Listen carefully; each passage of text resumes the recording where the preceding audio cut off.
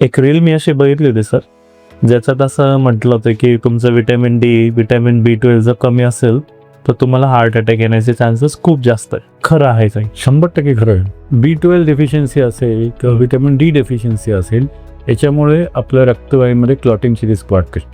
Okay. आणि clotting झाल्यानंतर attack येऊ शकतो, भूकही होऊ शकते आणि अटॅक येऊ शकतो. आता ज्या लोकांमध्ये जे व्हेजिटेरियन डाएट आहे, व्हेजिटेरियन डाएटमध्ये B12 तर मिळतच नाही. मिळतच मग अशा लोकांमध्ये हार्ट अटॅकची रिस्क जास्त असते. मग यांचं जर आपण B12 केलं तर त्यांना B12 कमी देतं. मग आम्ही आज हे 10 वर्षापूर्वी लोकांना माहीत नव्हतं, पण आता नवीन स्टडीज झाले जे प्रूव्ह झाले की deficiency of B12 can cause heart attack. म्हणून आता सगळे डॉक्टर्स B12 डेफिशियन्सीला आपण गोळ्या द्यायला लागलो.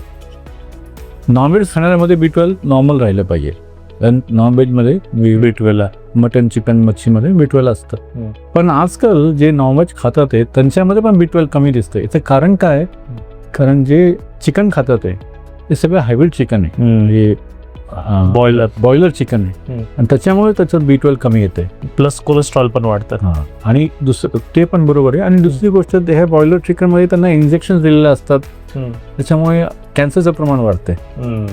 So even if you're eating non-veg, that doesn't mean you're protected from having a heart attack. So make sure you're eating, if you're having chicken, you have गावठी कोंबडी म्हणतो आपण, ती खाल्ली पाहिजे. बॉयलर चिकन नाही खायला पाहिजे. आणि प्रॉन्स, फिश हे सगळ्यात चांगलं आहे कंटेंट ऑफ B12. सो त्याच्यात काही अजून आपल्याला अल्टरेशन करता येत नाही. तरी पण असं आढळलं आहे की मच्छी खाणाऱ्या लोकांमध्ये पण पेस्टिसाईडचं प्रमाण, कारण in waste products of industrial vapours is going to the रिव्हरमध्ये जातं आणि त्याच्यामुळे कॅन्सरचं प्रमाण वाढायला लागले. One by eating fish and prawns also. So make sure you are eating in a proper hygienic way. आणि बॉयलर चिकन अवॉइड करा. तुमचं B12 कमी असेल तर तुम्ही गोळ्या घेतल्या पाहिजे.